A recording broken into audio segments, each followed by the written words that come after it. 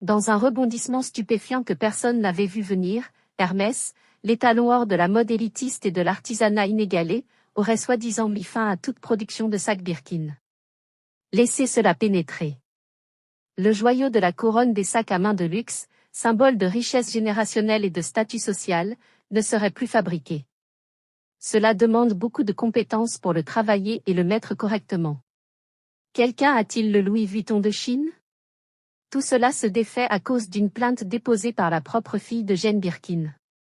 La revendication choquante, Hermès, une marque qui s'est présentée comme l'incarnation de l'excellence française, aurait pris des raccourcis en sous-traitant secrètement la fabrication des sacs Birkin à des usines chinoises. Oui, la Chine, le même pays que les puristes du luxe critiquent. Cela commence avec 30 coupes distinctes de cuir et peut prendre 20 heures à compléter. 4 heures pour la poignée seule. Les finitions sur un Kelly, le sac le plus difficile à fabriquer. Les artisans s'appuient sur leur formation et leur mémoire musculaire pour fabriquer chaque sac. Vous pouvez continuer à dénoncer tous ces détaillants. Personne ne s'en souciera. Je vais m'effondrer. Vous ne me verrez jamais porter quoi que ce soit de faux. Pas de boucle d'oreille fausse, pas de bracelet faux, pas de chaussures fausses, rien. Les contrefaçons de créateurs, ça suffit pour moi. Cela dévalorise l'artisanat patrimonial. Et la femme qui les dénonce, la fille de l'icône dont le sac porte le nom. Le timing ne pourrait pas être pire. Le monde de la mode a déjà été secoué par des murmures croissants de stratagèmes de contrefaçon, d'usines fantômes et de partenariats silencieux entre des marques historiques et des fabricants offshore. Mais ceci, c'est la bombe, un potentiel destructeur de legs. J'ai besoin que les gens se réveillent et réfléchissent de manière critique et cessent de croire tout ce qu'ils voient sur TikTok.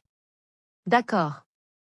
Vous voulez me faire croire que cet homme fabrique vos Birkins en Chine? S'il est artisan Birkin, alors je suis astronaute. C'est fabriqué en Chine. Je peux l'avoir pour 12 $. Sortez et touchez l'herbe. Certains d'entre vous pensent que c'est votre moment de briller et que vous pouvez enfin vous en prendre aux gens qui achètent des produits de luxe sans même vérifier les informations, car quand la fille de Jane Birkin attaque en justice la maison qui a immortalisé le nom de sa mère, vous savez qu'il y a du sang dans l'eau, selon les rumeurs, en réponse, Hermès a tout arrêté. Les sacs Birkin en pause, les lignes de production entières stoppées. C'est pourquoi ce sac de notre usine ne vous coûte que 1 000 $ américains. Avez-vous vu ce TikTok d'un Chinois exposant comment les produits de luxe sont réellement fabriqués? La seule vraie différence? La Chine expédie les produits en Europe, y appose une étiquette « fabriqué en France », « fabriqué en Italie », et voilà, du luxe. C'est ridicule. Ce sont des œuvres d'art. Ces artisans s'entraînent pendant des années pour fabriquer un de ces sacs. Fabry termine la dernière couture sur un sac Kelly.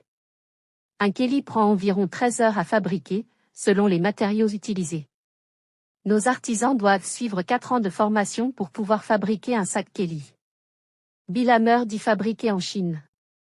Est-ce que ça semble moins cher? Non, ce n'est pas une question de qualité. C'est du blanchiment de marque de luxe Hermès. Vous tous, il est temps de montrer vos usines. Non, je ne veux pas attendre d'aller sur YouTube pour regarder un magnifique documentaire. Montrez-les ici sur TikTok. Que le monde voit, d'accord. Soyez comme la Chine. Soyez audacieux à ce sujet. Faites savoir aux gens. Sans avertissement, sans communiqué de presse, sans contrôle des dégâts, juste le silence. Et ce silence, il est plus bruyant que tout ce qu'Hermès n'a jamais dit. Le sac Birkin n'a jamais été juste un sac. C'était un style de vie, un symbole de statut porté par les célébrités, la royauté et les milliardaires. Mais maintenant, ce symbole est traîné dans la boue. Beaucoup de demandes pour faire Hermès ensuite. Et c'est pourquoi nous sommes ici au Highland Park Mall en Italie. Fabriqué en Chine ou peut-être fabriqué au Chili. Oh oui, ça devrait être une chose. D'ailleurs, j'ai dépensé plus de 100 000 $ de mon propre argent à disséquer des sacs de luxe, à les ouvrir, à analyser chaque couture, chaque couche. Pourquoi? Parce que je devais savoir ce qui rendait ces sacs si chers. Et celle qui le traîne est plus proche de lui que quiconque. La fille de Jane Birkin, Lou Duellon, aurait déposé une plainte qui cause un chaos total en coulisses chez Hermès. Selon des initiés, la plainte se concentre sur une accusation accablante. Hermès a sciemment et intentionnellement déplacé la production des sacs Birkin. Oui. Mon point est que je trouve ça fou que les marques de créateurs vendent des choses pour des milliers quand la Chine les vend et littéralement, ils sont si bon marché. Si les fabricants chinois fabriquent les mêmes Birkins et ensuite les vendent également à côté. Techniquement, c'est une aubaine absolue car c'est exactement le même matériau qu'un Birkin. Les mêmes sacs qui se vendent 20 000 $ ou plus dans des usines de fabrication chinoise. Et pire encore, ils auraient continué à les estampiller avec l'emblématique étiquette « Fabriqué en France ». Soyons clairs, ce n'est pas un petit ajustement à la logistique de la chaîne d'approvisionnement. C'est une trahison directe de tout ce que le sac Birkin a toujours représenté. Ces sacs à main étaient censés être cousus à la main par des artisans maîtres formés pendant des années, parfois des décennies, dans des ateliers spécialisés Hermès à travers la France. C'est la raison pour laquelle les gens dépensent une petite fortune pour eux. C'est la raison pour laquelle les célébrités les collectionnent comme des cartes Pokémon. Si ces allégations sont vraies, Hermès n'a pas seulement compromis sur la qualité.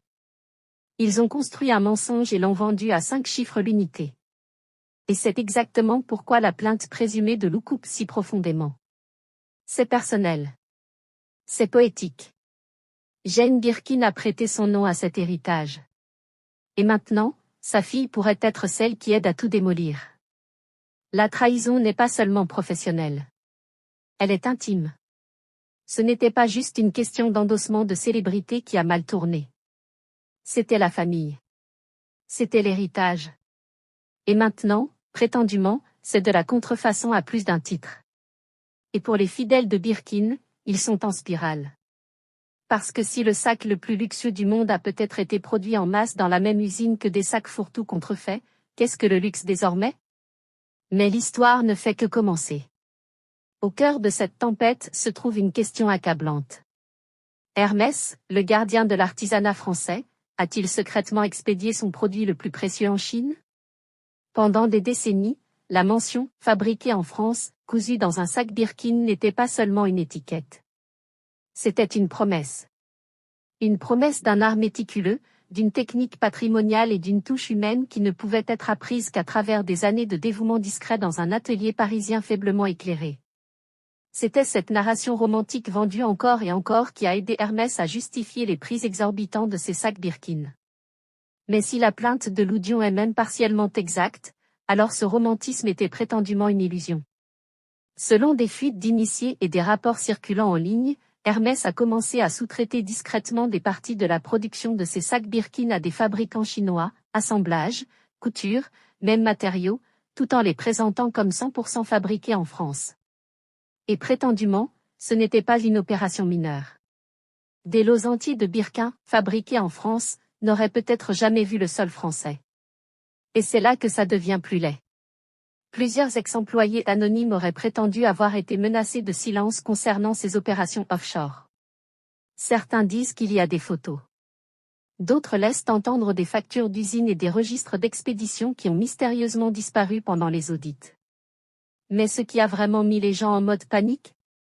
L'idée que ces Birkins offshorés étaient toujours vendus pour 25 000 $, 50 000 $, parfois même à 6 chiffres, alors que les coûts de production auraient chuté de 80%. Ce n'est pas juste une affaire douteuse. C'est une escroquerie de luxe à l'échelle mondiale. C'est une chose de facturer une prime pour de l'art.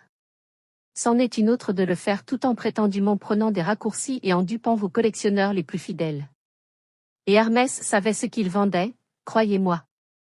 Alors quand cette confiance s'est fissurée, les vannes se sont ouvertes. Et à mesure que plus de gens ont commencé à poser la même question, où mon Birkin a-t-il vraiment été fabriqué? La réaction a frappé de plein fouet. Loyauté, prestige, obsession. C'est ce qu'Hermès a construit pendant des décennies. Mais en l'espace de quelques fuites en ligne et d'une plainte très médiatisée, cette loyauté s'effondre. Les réseaux sociaux ont explosé en quelques heures après que la rumeur a éclaté. Sur TikTok, d'anciens revendeurs de luxe et des influenceurs de mode ont commencé à publier des comparaisons côte à côte de Birkins vintage et nouveaux, nommant sur les coutures, la forme, même l'odeur du cuir. Une publication virale a affirmé, ça ne ressemble pas à du fait main. Ça ressemble à de la mode rapide déguisée. La vidéo a atteint 2,5 millions de vues en un jour. Sur les forums de mode de Reddit, les collectionneurs passionnés d'Hermès perdent la tête. Les gens qui ont attendu des années, oui, des années entières, pour même être qualifiés pour acheter un Birkin se demandent. Soudain si ce qu'ils ont reçu est une contrefaçon glorifiée avec une taxe de luxe. Certains envoient déjà leur sac à des authentificateurs privés. D'autres se préparent à engager des avocats, et la trahison est profonde. Ce ne sont pas des acheteurs occasionnels. Ce sont des gens qui ont construit leurs identités, leur marque personnelle autour de la possession de la vraie chose. Ils n'achetaient pas juste un sac à main. Ils achetaient une entrée dans un échelon élite de la société de la mode. Maintenant, ils se sentent comme s'ils avaient été joués. Un ancien client a publié sur Instagram, « Si je voulais un sac fabriqué en Chine, j'irais chez Zara, pas dépenser 30 000 $ pour un Birkin. » Ce post a été aimé par plusieurs comptes vérifiés, y compris un styliste connu pour travailler avec des actrices de premier plan pendant la saison des tapis rouges. Même les fans de longue date d'Hermès commencent à se retourner. Certains appellent publiquement à un boycott. D'autres supplient la marque de faire preuve de transparence et de procéder à un rappel mondial. Les voix les plus fortes sont celles qui ont dépensé le plus, et elles sont furieuses. Parce que dans le luxe, la perception est tout. Et maintenant que le rideau a été tiré, les gens ne sont pas juste en colère, ils sont humiliés. Mais le vrai rebondissement, ce n'était même pas la première fois qu'Hermès faisait face à un scandale sur la fabrication de ses sacs. Et ce qui est venu ensuite a fait passer le passé pour un jeu d'enfant. Ce n'est pas juste un scandale Hermès. C'est un coup de semonce pour chaque maison de mode patrimoniale s'accrochant à des illusions dépassées de luxe. Parce que si Hermès, le titan intouchable des sacs à main, peut prétendument tomber aussi bas, qui est le prochain? Le sac Birkin était censé être l'étalon or, le summum. S'il s'avère être juste un autre produit hors de prix avec une belle histoire et une étiquette, fabriqué en France, apposée à la dernière seconde, alors rien n'est sacré à ni mort. Soudain, chaque marque de luxe qui a construit son empire sur le mystère, la rareté et l'héritage est sous le microscope. Louis Vuitton, Chanel, Dior. Les consommateurs regardent tout le monde de travers. Les gens exigent des reçus. Littéralement, ils veulent des preuves d'où le cuir a été sourcé, qui a cousu les coutures, et si leur sac à 8 000 $ a été assemblé dans un atelier ou produit en masse dans une chaîne d'usine. La transparence de la chaîne d'approvisionnement n'est plus optionnelle. C'est une question de survie. Et devinez quoi? La plupart de ces marques ne sont pas prêtes. Elles ont passé des décennies à opérer à huis clos, misant sur le fait que personne n'oserait poser de questions. Mais maintenant, grâce à cet effondrement présumé d'Hermès, ces questions arrivent plus vite que jamais et plus fort. Les initiés de la mode appellent cela le début d'un test de pureté du luxe. Chaque label avec des prix exorbitants et des origines vagues est pointé du doigt. Les influenceurs changent d'allégeance. Les stylistes retirent Hermès des shootings. Et même les plateformes de revente sont inondées de demandes. Était-ce fabriqué en France ou non? Ce n'est pas un simple accroc de relations publiques. C'est un règlement de compte à l'échelle de l'industrie. Et le message est clair. L'ère du culte aveugle des marques est terminée. Le monde de la mode de luxe vient de recevoir un énorme appel au réveil. Et tout le monde ne va pas y survivre. Alors que le monde de la mode panique, Hermès a quelque chose de encore plus dangereux à craindre. L'avalanche juridique qui pourrait se diriger droit sur eux. Si la plainte de Lou Dylan prend de l'ampleur, et soyons honnêtes, la sympathie du public penche déjà de son côté, Hermès pourrait être entraîné dans un drame judiciaire qui expose bien plus que juste la fabrication chinoise. Nous parlons de dépositions, de citations à comparaître, de registres d'usines, d'emails internes, et si même un seul document confirme qu'Hermès a sciemment étiqueté des sacs sous-traités comme fabriqués en France, c'est fini. Ce n'est pas juste un scandale, c'est de la fraude. Les agences de protection des consommateurs à travers l'Europe et les États-Unis surveillent de près l'affaire. Pourquoi? Parce que ce ne serait pas juste une question de marque. Ce serait une violation directe des lois internationales sur l'étiquetage. Si Hermès est reconnu coupable d'avoir induit les clients en erreur, ils pourraient faire face à des amendes paralysantes, des rappels forcés, ou même des enquêtes criminelles. Et les régulateurs ne s'arrêteront pas à Hermès. Si un domino tombe, d'autres sont alignés derrière. Mais les ennuis juridiques ne sont que la moitié du cauchemar. Les retombées éthiques pourraient couper encore plus profondément. Parce que parlons de l'éléphant dans la pièce. Si Hermès a sous-traité en Chine, les travailleurs étaient-ils payés équitablement? Les matériaux étaient-ils sourcés éthiquement? Les droits du travail étaient-ils respectés? Ou Hermès poursuivait-il des marges plus élevées à tout prix? Et n'oubliez pas, c'est une marque qui facture 25 000 $ pour un seul sac à main. Dès que vous liez ce type de marge bénéficiaire à des pratiques de travail douteuses, ce n'est pas juste une mauvaise image.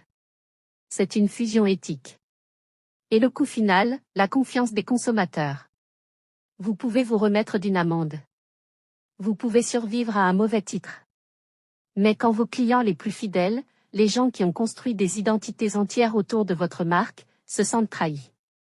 C'est le genre de dommage dont vous ne vous remettez pas. Hermès se tient au bord d'une falaise juridique et morale. Un faux pas, et tout s'effondre.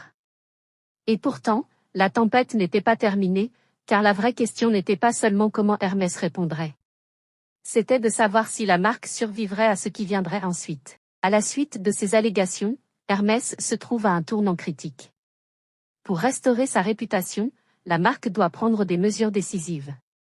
Que ce soit par une communication transparente, des audits tiers, ou un réengagement envers l'artisanat français, la maison de mode de luxe doit démontrer sa responsabilité et sa volonté d'aligner ses pratiques sur les attentes de sa clientèle.